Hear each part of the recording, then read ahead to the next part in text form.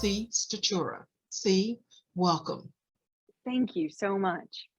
In 5 minutes, I want you to tell us about you being a history annotator and winning the Edward R. Murrow Award for Journalism for the Augusta Riot Project, and also kind of tell us what's next with you. You've Sure. got 5 minutes, the clock is starting, and go. Okay. So I wrote a podcast called The Shots in the Back, Exhuming the 1970 Augusta Riot. And the documentary series is about 6 hours of content about what led up to the uprising and what resulted from it.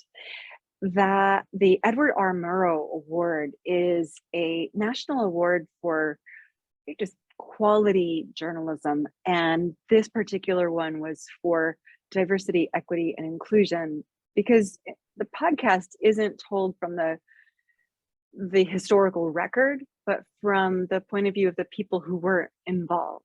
And we tried really hard to connect it with the present tense as well. So we featured students, we featured participants in the uprising, we featured the voices of officers who participated in shooting and sometimes killing some of the 6 people who died that night.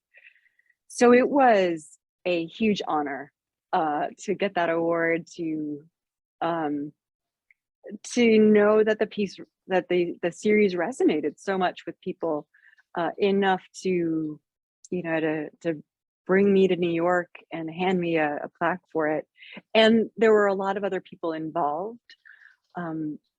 It was a co-production of Jesse Norman School of the Arts and Georgia Public Broadcasting. And as I mentioned, it was also we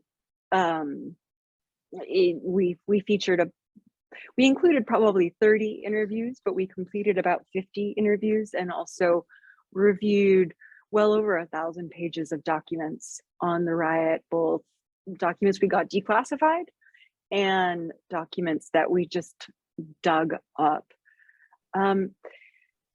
This is not, I mean, some of you might even be wondering still, wait, like, what is this? The uprising was pretty much buried. The Georgia's governor at the time was a man who was elected basically because he was willing to chase Black people out of his restaurant with an axe. So when the uprising happened, he put a kibosh on it pretty quickly, brought in 1,500 National Guardsmen, and also stopped kind of a conversation happening about why, but also locally people, most of the leadership was white, and most of those people were saying at the time that we have good relations with those people. So between Governor Lester Maddox and local officials being really insensitive and disinterested in understanding why people would be moved to violence, the story got pushed into the background. And I felt really fortunate to be part of a team of people who were able to bring that back into reality, or bring that back into our conscious.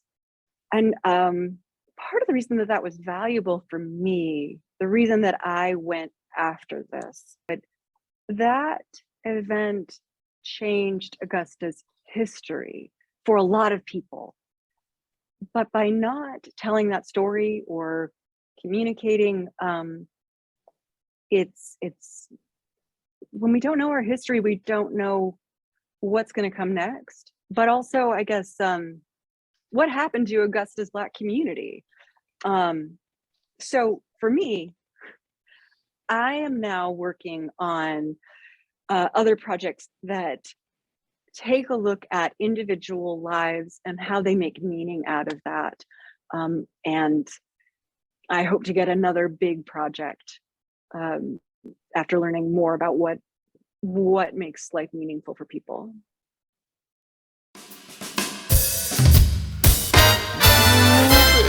I dig your smile.